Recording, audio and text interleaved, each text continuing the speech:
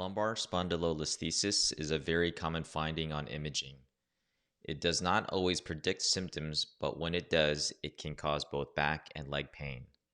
In this video, I will walk through the basic anatomy of the spine as it relates to spondylolisthesis. If you're following here on the left side, this is the front and then this is the back. So this is what's called a sagittal view, looking at someone from the side. So as you can see here, the spine is a series of building blocks. So there's 1, 2, 3, 4, 5 vertebrae. Between them are these discs. So these vertebral discs are essentially like the cushions.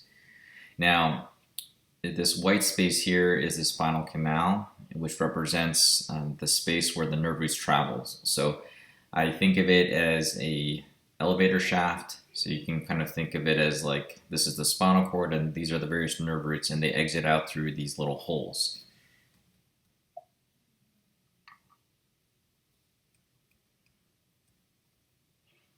So these are the little holes, or what are called foramen. Now these little gray spots here, that's actually the nerve roots themselves. And I'm going to scroll back here so you can kind of see the general alignment of the spine. So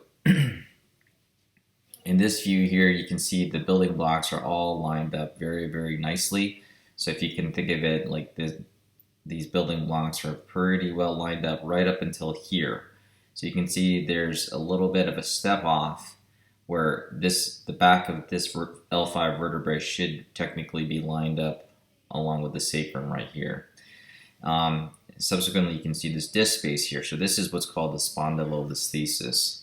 Now I'm going to scroll here so that you can look at those little holes or foramen.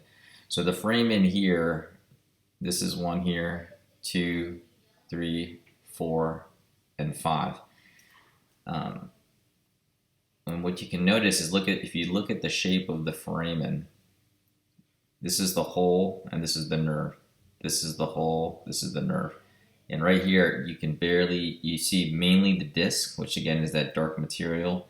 You don't see a lot of space for the nerve. The nerve is actually right about here. So as it exits out from the spine, you don't really see much space available. So this is actually present on both sides. So again, you can see the hole, and then this dark structure here is the foramen.